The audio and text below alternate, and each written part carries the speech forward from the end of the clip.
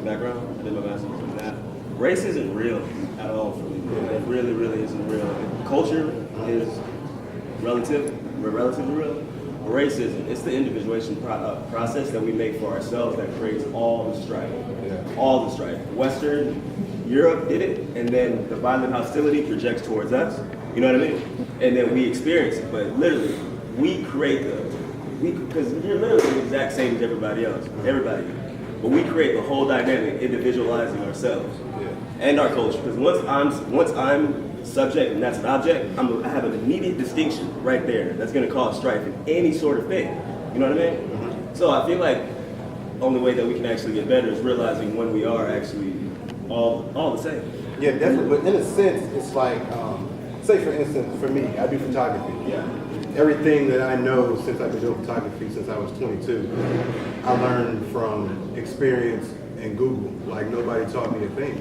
And I'm pretty sure like I've worked with tons of people since then, and if they've had a question, I've passed that knowledge down. But it's just like, say for instance, for a DJ, you know, somebody is just like has a passion for it just as well as you do, but they don't know the basics to it. Up and coming DJ wouldn't want that experience because it's just like they're kind of looking at you as a mentor, but you're looking at them as competition. So I think let's go down the line and answer your question.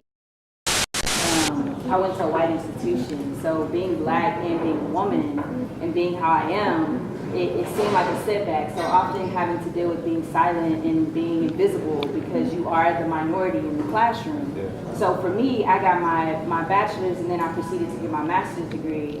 And I ended up teaching an undergraduate media writing class, and it was all white kids, privileged white kids, the fraternity, the polo hats, y'all know what I'm talking about when I say privileged white kids. And so for them to look at me and see not only a young black woman, but teaching them, they often undermine me. So it's like, what can you teach me? Your story has nothing to do with what, you know, I am doing. So I had to mentor them because, for one, I had to work my ass off twice as hard, like 3 times as hard.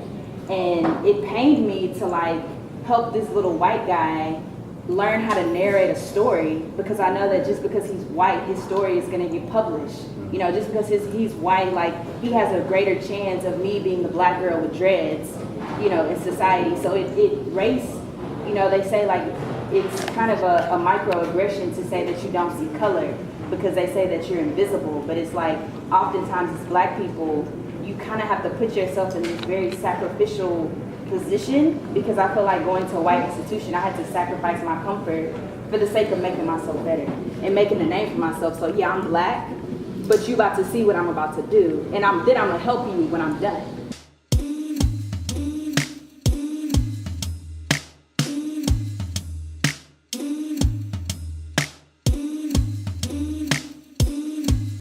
Hi everyone, my name is Dion Ivory. I'm a photographer, illustrator, and writer. And I pretty much dedicate my art to Black Girl Magic. I mean, I love black women. Recently, I was just, I guess, introduced to black history. Like, I didn't know a lot of the things that were extremely important to our culture. And so I've just been so, I don't even have the word, just so like happy and just embracing myself as a black woman, because I was in the dark for such a long time. And I'm just here to chime in. I don't have any topics, but I'm going to converse with y'all. So, yeah. Nice to meet you. I was sitting on the edge of wishing well, grabbing a penny from each one of my loafers and began throwing them into the water with the intentions of wishing myself well.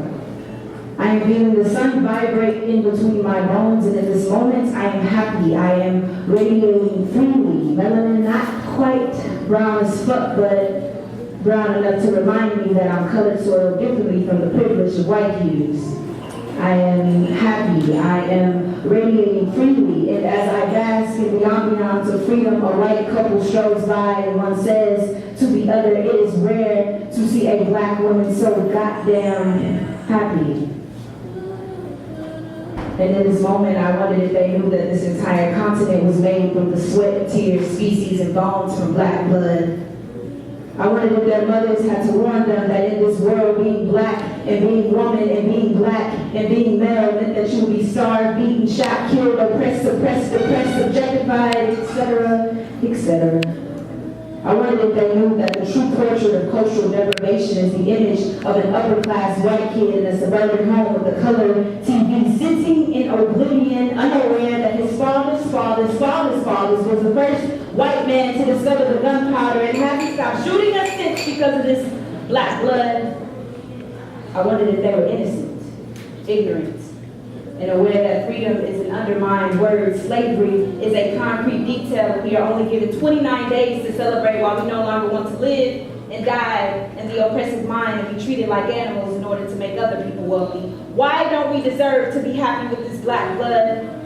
This black blood that is nested between our legs, pouring through our veins, scripted in our heritage, stripped from our ancestors and chastised by the defect that you cannot kill a people over and over again, then claim to be afraid of them. That is white guilt.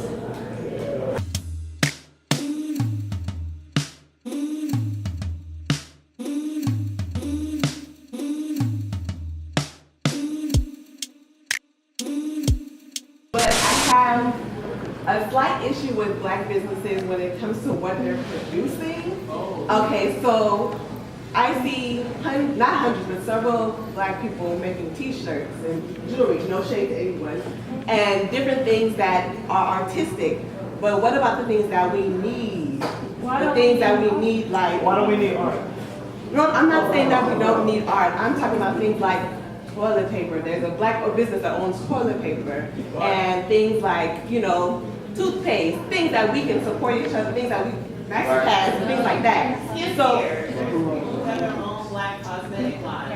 correct. So I'm asking, just in general, when we're saying support, are we also talking about those businesses as well? Or are we just thinking about